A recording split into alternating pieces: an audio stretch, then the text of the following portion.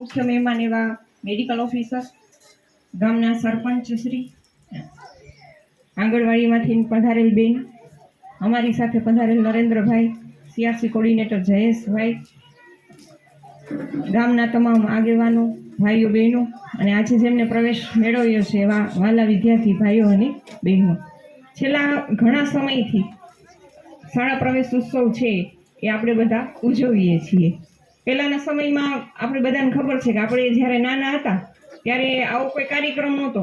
બાળકો છે એ પરાણે શાળાએ છે મૂકવા જવા પડતા.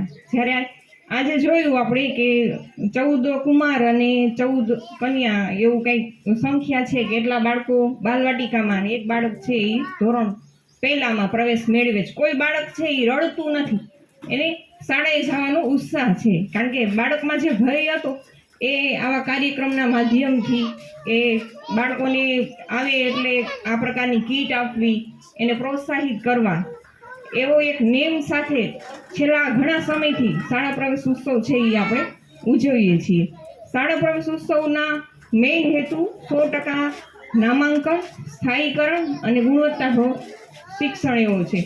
નામાંકન 100% બધી જ શાળાઓમાં થઈ જાય. જેટલા પ્રવેશપાત્ર બાળકો હતા એનો સર્વે અમારા શિક્ષકો વેકેશન પહેલા કરી લે છે અને દરેક બાળક છે એ દાખલ થાય છે. હવે મેઇન ઉદ્દેશ્ય ત્યાર પછીના 2 છે એ ખાસ એટલા બધા આપણે સફળ નથી થયા. બાળક છે એ પ્રવેશ મેળવે પછી દરરોજ શાળાએ આવે અને સારું શિક્ષણ મેળવે, આ 2 ધ્યેય છે એ સિદ્ધ કરવાના. ઘણા ગામ, તમારું ગામ તો સારું છે, બાળકો સારા છે બધા, અને અમારા શિક્ષકો છે એ ગામમાં જ રહે છે એટલે તમારાથી સારી રીતે પરિચિત છે. એટલે આપણે હવે 2 ધ્યેય છે એ ભવિષ્યમાં હાંસલ કરવાના છે. બાળકો છે એ શાળાએ આવ્યા પછી, નામાંકન થયા પછી એક પણ બાળક અધવચ્ચેથી શિક્ષણ છોડીને ન જાય.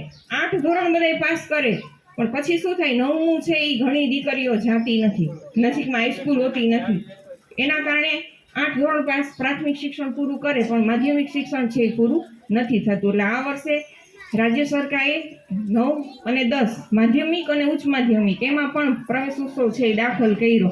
કારણ કે 8 ધોરણ પછી ઘણી બધી કન્યાઓ છે એ ઉચ્ચ અભ્યાસ માટે જતી નથી. આ પ્રસંગે ખાસ વાલીઓને કહેવું કે તમારા બાળકોને રોજ શાળાએ મૂકવા, સારી રીતે નાહી ધોઈને સ્વચ્છતાની સાથે, અને જે પણ અહીંથી શીખવવામાં આવે છે એ બાળક ઘરે જાય પછી વાલી ફોલોઅપ લે, શાળાએ શિક્ષકોએ શું કરાયું. જો અત્યારે એવું છે કે ઘણા બધા કુટુંબો એવા છે કે જે ખાનગી શાળામાં ભણાવી નથી શકતા અથવા તો સારું શિક્ષણ અપાવી નથી શકતા, એની આર્થિક પરિસ્થિતિ સારી નથી.